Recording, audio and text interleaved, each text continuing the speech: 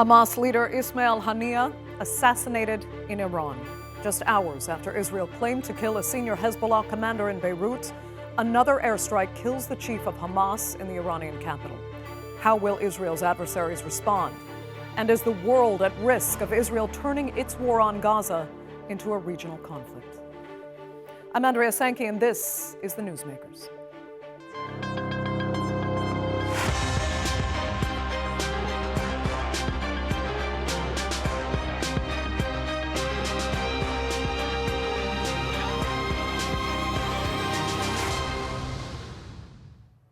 He was the leader of Gaza's ruling Hamas party, but for his own safety, Ismail Haniyeh was based in Qatar. Iran, Hamas's main ally, was one of the few places he could visit with a level of protection. Haniyeh traveled to Tehran with an invitation to attend the inauguration of the country's new president. But hours after his arrival, an Israeli strike hit the Iranian capital with Haniyeh as its target. He and his bodyguard were killed. And just the night before, Israel said Fuad Shukr, a top Hezbollah leader, was killed in an airstrike on a Beirut suburb. Hezbollah says Shukr survived. Either way, both attacks illustrate how Israel considers nowhere in the region off limits. And that's provoked outrage and threats of retaliation from nations across the Middle East. Before his assassination, Ismail Haniyeh said some 60 members of his family had been killed in Israeli attacks, including 3 of his sons, 4 of his grandchildren, and his sister. But his killing, coming just 2 weeks after Israel assassinated Hamas's military chief, Mohammad Marandi, has dealt the biggest blow to the organization since Israel's war on Gaza began. Here's a look at the life of Ismail Haniyeh. Born in 1962 at the Shati refugee camp in Gaza, Ismail Abdel Salam Ahmed Haniyeh was a Palestinian politician and the political leader of Hamas. Haniyeh studied at the Islamic University in Gaza. While at university in 1983, he joined the Islamic Student Bloc, a precursor to Hamas. 1987 marked the start of the first Palestinian mass uprising against Israeli occupation, known as the First Intifada, which led to the founding of Hamas as an official group. Haniyeh climbed the ranks within the movement as a close aide and assistant to its co-founder Ahmed Yassin. Haniyeh was imprisoned by Israel for 3 years and expelled to Marj el-Zohur on the Lebanese-Palestinian border. In 1997, he was appointed as head of Ahmed Yassin's office. In December 2005, he led the Change and Reform List, which won a majority in the second Palestinian legislative elections of 2006. Haniyeh briefly served as Prime Minister of Palestine before being dismissed by the Palestinian Authority President Mahmoud Abbas in 2007. Haniyeh became the head of the political bureau of Hamas after being elected in May 2017, succeeding Khaled Mashal. He ran operations in political exile. As Hamas leader, he was central to the group's diplomacy, including the stalled ceasefire negotiations with Israel. On the 31st of July, Iranian media reported that he'd been killed in Tehran, along with one of his bodyguards.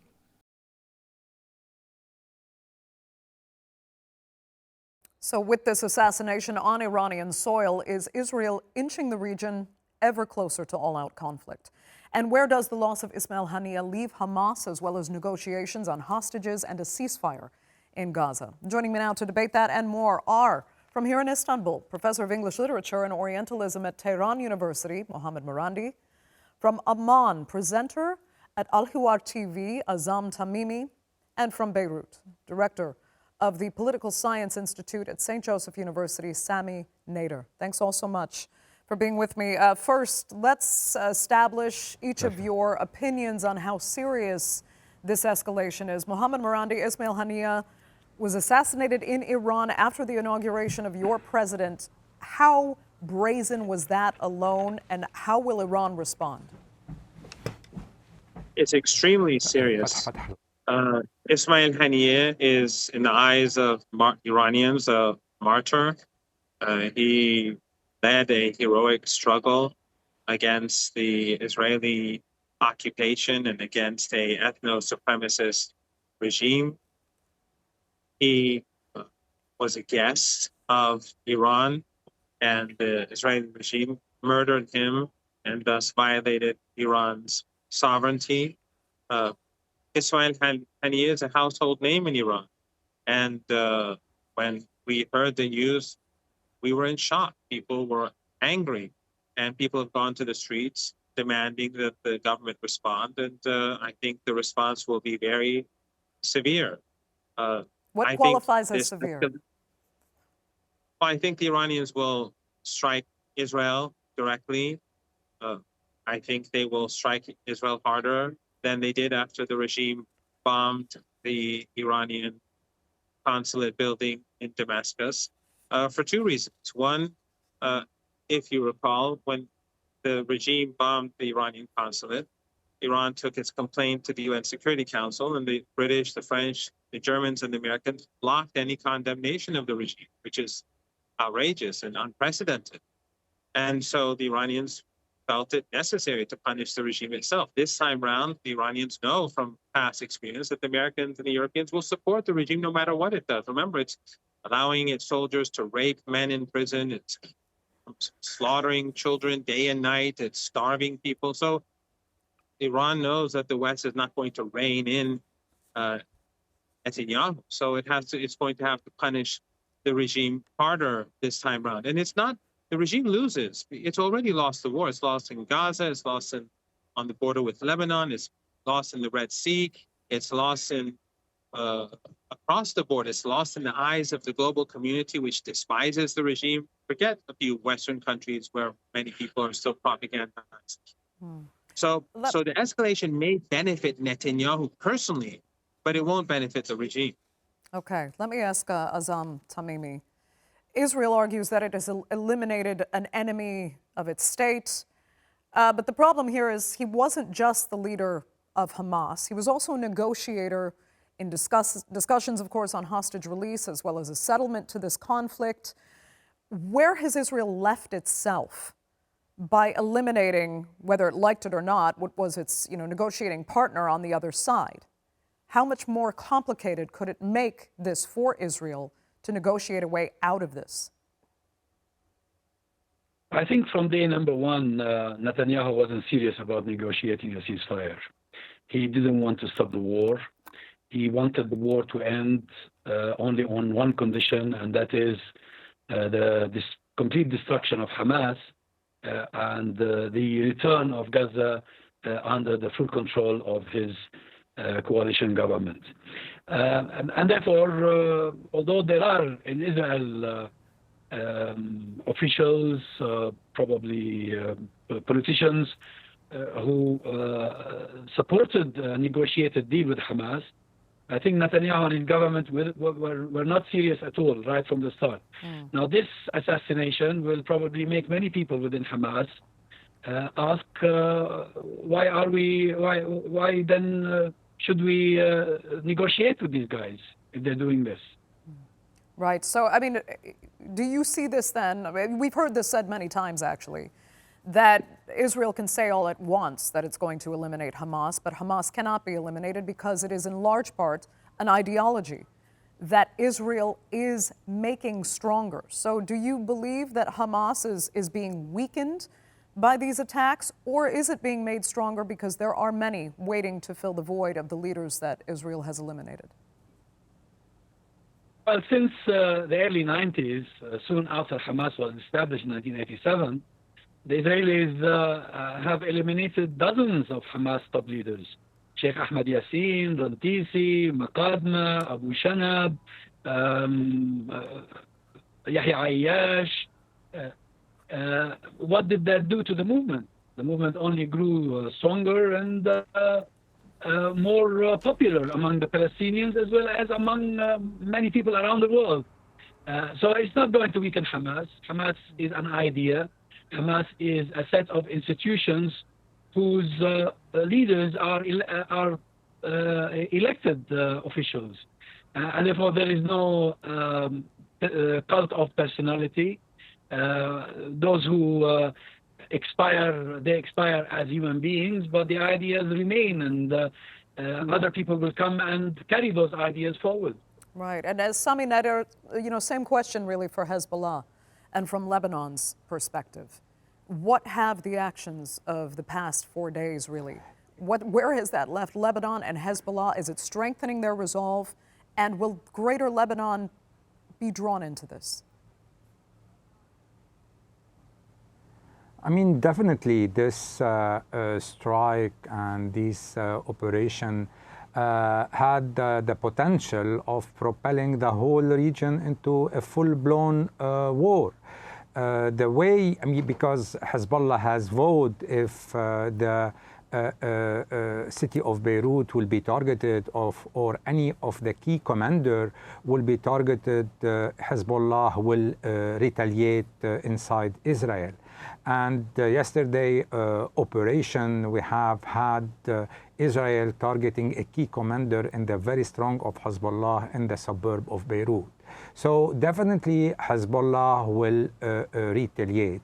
However, I mean, the Israeli, I mean, through this operation have managed to kill the possibility of a ceasefire deal by eliminating the negotiator-in-chief, as you were mentioning. And this is a key objective for Netanyahu, who did not believe from day one of the necessity of this ceasefire, despite all the international pressure.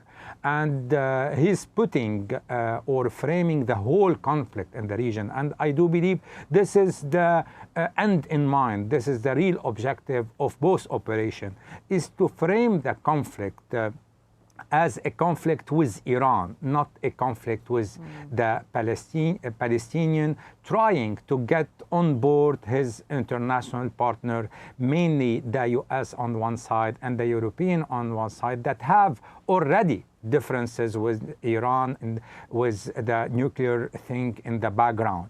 So this operation, in my view, is part of a long-term strategy, a grand strategy that aims at drifting the attention from what's happening in Gaza, which is a real burden on America and even on all Israel partners, and to frame this conflict as a conflict with Iran and do whatever he can do in this direction before the American election in November. Before the American election, because we've heard before that, you know, Netanyahu is praying that Trump will be reelected because he'll be given carte blanche to do whatever he wants, and that might not be the case now. But quickly, Sami, you said Hezbollah will retaliate, but where will that leave the Lebanese army? I mean, the Lebanese, the only way, I mean, to get out of this conflict is to implement the UN Resolution 1701, and that stipulates to entrust the army with the security on the borders. However, Hezbollah wanted from day one this, what he called this war of solidarity, this war of support with Hamas. And we are in a situation where neither part, nor Israel nor Hezbollah, are respecting the UN Resolution 1701. This is why a substantial fraction of the Lebanese society are criticizing Hezbollah for monopolizing the decision of war and peace and conducting a war all Lebanese did not agree upon. Right. Let me come back to Professor Marandi. Is Israel, you know, lashing out here, arguably almost out of control? Do you think that could force Iran, Hezbollah, Syria, as well as the Houthis, to start to coordinate greater efforts if this escalates into all-out war? And I'm talking about maybe in more surreptitious forms, whereby we've already seen the Houthis and what they've done in the Red Sea. Could that be a sort of alliance formed against Israel as a response? I think the effectiveness of this axis of resistance has already been clear to everyone. Hezbollah has been able to draw off half the Israeli army away from Gaza. Most of the casualties are in the south. They've been very careful to keep ordinary Lebanese out of the fight, and they've been making, therefore, more sacrifices among their own youth, but they've succeeded in making it much more difficult for the regime to fight against the resistance in Gaza, and the Israelis have lost in Gaza. They've succeeded in slaughtering women and children on a daily basis. We see it every day, morning to night. Wake up in the morning to new scenes of atrocities, and we sleep at night after seeing other scenes of atrocities. But they failed on the battlefield. They've been unable to capture this dot on the map. And on the other hand, we see Ansarullah, what the West calls the Houthis. They have been able to block the Red Sea and prevent the Israeli regime from being able to use it. So it's hurting the economy of the regime. It's hurting the military capability of the regime. The regime has always presented itself as invincible. Now we see that day and night, the Americans and the Europeans are giving whatever they can for the regime just to be able to maintain itself. And I think that the Iranians will continue to support these groups. And the world is, the hatred towards the Israeli regime is growing, and it's becoming stronger. The longer this war lasts, the more these atrocities continue, the more entrenched people become in their hatred for the regime. Even in India, where contrary to the rest of the global south during the first few weeks, the trend was more supportive of the Israeli regime due to its propaganda. We see that views have shifted. In the West, despite the propaganda of the Western media and Western elites and Western government officials, people have turned against the regime. This is only going to get worse. Israel, in future, no one is going to invest there again. No major businesses are going to go and invest in this puny country, which is completely vulnerable from all sides. We'll have to see how or if that unfolds. But let me ask Azzam Tamimi in the meantime, because we do have the United States still warning that any attack on Israel, be it from Iran, be it from Hezbollah, the U.S. will stand up to defend its Israeli ally. But how far at this point do you think the U.S. can really go in that defense? If Israel continues to act, remind you, of course, the United States says it had no knowledge that the assassination of Ismail Haniyeh was coming. So how far would the U.S. go to defend Israel if Israel is acting with zero input from its allies in the United States? Well, let me first confirm to you that the Americans are lying. They knew of the assassination very early on.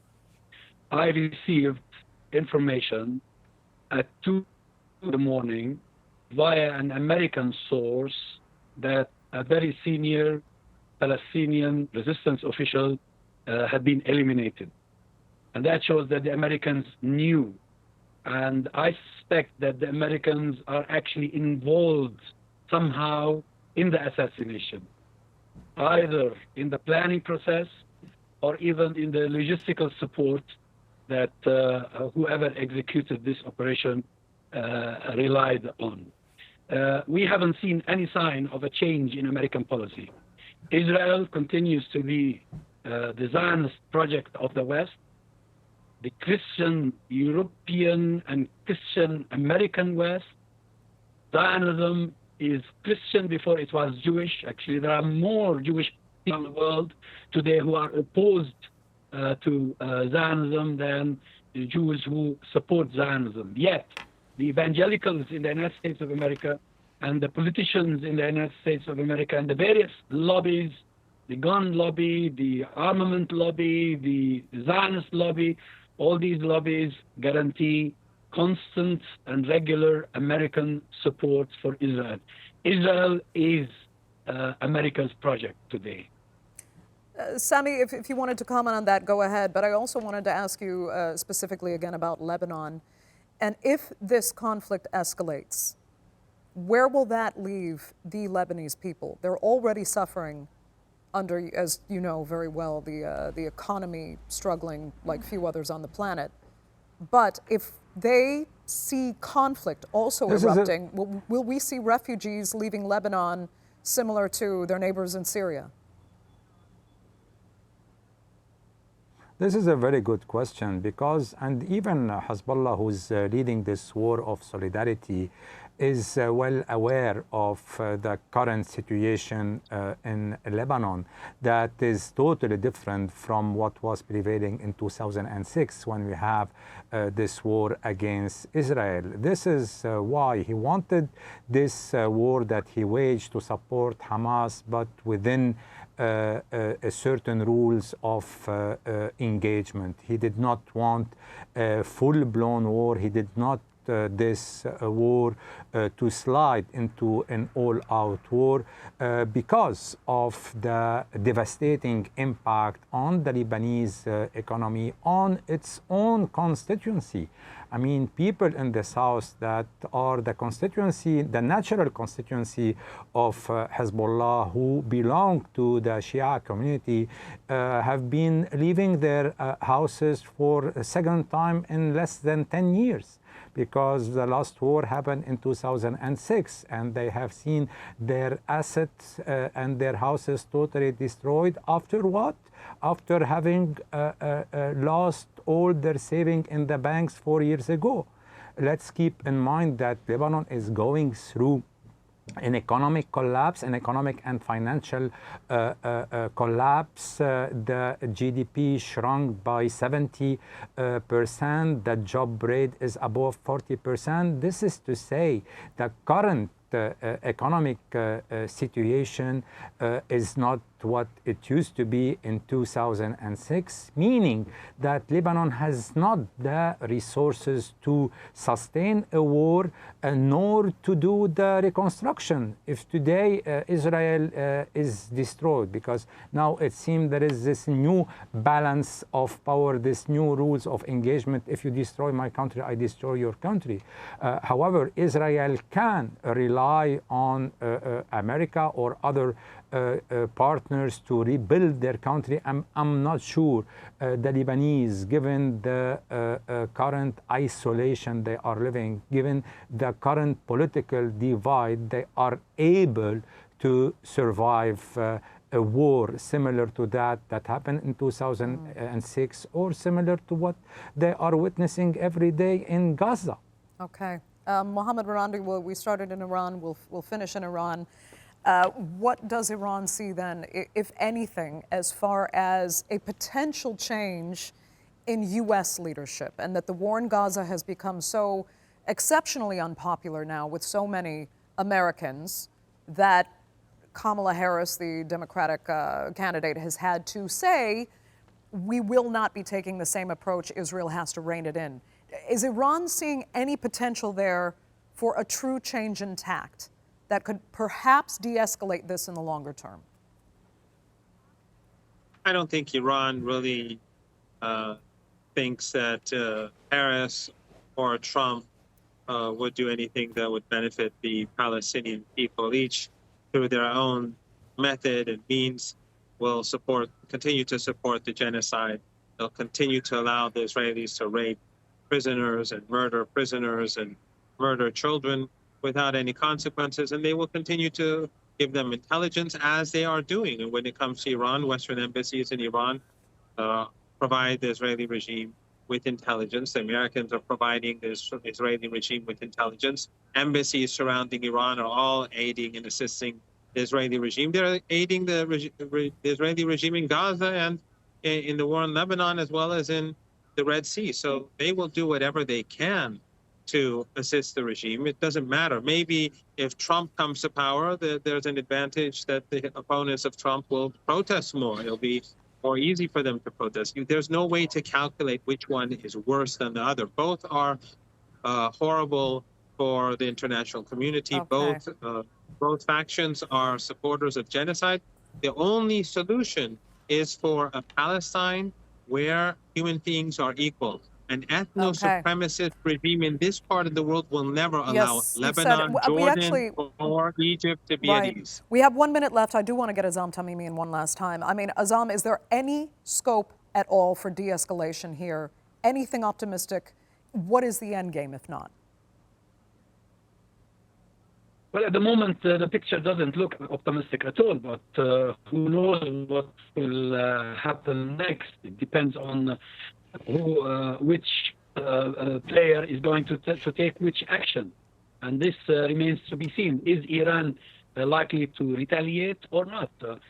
Is this likely to heat up or not? And what sort of attitude the Americans and their European allies will take? So probably we can answer this question in a few days' time. Okay, Azzam, maybe we will have you rejoin us then. But for now, that is all the time we have for this edition of The Newsmakers. I'd like to thank all three of my panelists so much for being with us. Our viewers, of course, for joining us as well. Remember, you can follow us on X, and do be sure to subscribe to our YouTube channel. I'm Andrea Sankey. We'll see you next time.